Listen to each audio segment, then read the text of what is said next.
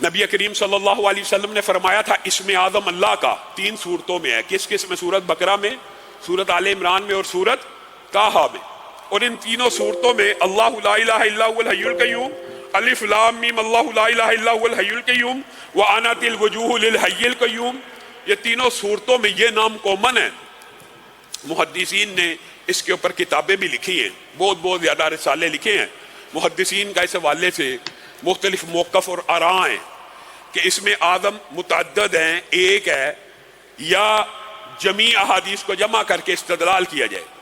تو میرے جو نانا تھے حضرت حافظ محمد گوندلوی رحمہ اللہ، وہ اس میں اعظم کا استدلال یہ کیا کرتے تھے کہ اگر متعدد احادیث کو جمع کیا جائے تو یہ بات سمجھ آتی ہے کہ ان کو اگر اس طرح پڑھا جائے بسم اللہ الرحمن الرحیم الف لام میم اللہ لا الہ الا هو الحی القیوم یا واحد یا ذل جلال والاکرام. آپ کو پتا یا واحد اور یا ذل جلال والاکرام کی حدیث اس کے علاوہ ہیں، لیکن وہ اس وظیفے کو اس طرح بتلایا کرتے تھے اور وہ کہا کرتے تھے میرے گمان کے مطابق یہ بسم اللہ الرحمن الرحیم اس میں پڑھنی ہے.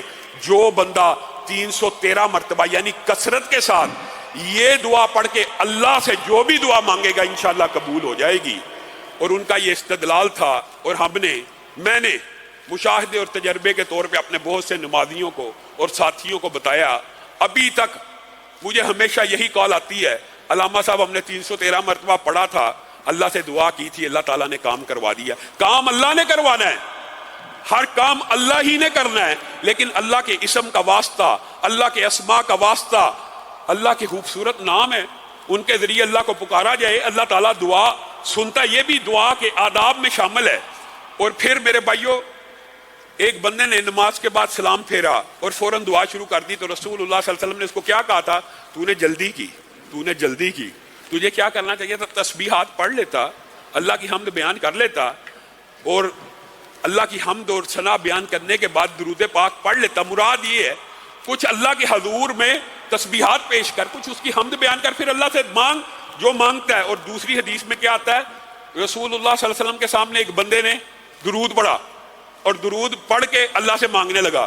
رسول اللہ صلی اللہ علیہ وسلم نے کہا اس کی دعا سنی جائے گی، اس کی دعا سنی جائے گی. اس نے تعجیل نہیں کی، ایک بندے نے تعجیل کی، فوراً ہی اللہ سے مانگنا شروع کر دیا بغیر تسبیح کے، بغیر درود کے. تو یہ دعا کے کچھ آداب بھی ہوتے ہیں، اور سننی کس نے ہوتی ہے؟ اللہ نے. اور اللہ رب العزت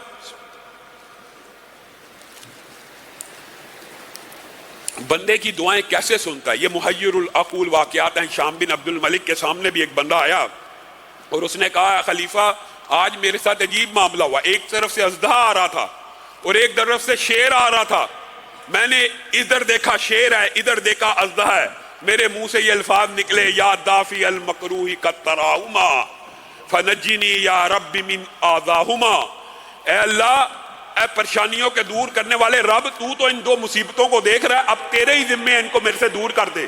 وہ میرے بالکل قریب آ گئے اور مجھ کو سونگ کے واپس مڑ گئے. تو میرے بھائیوں، مصیبتوں پریشانیوں میں آپ کی دعائیں سننے والا ایک رب ہے.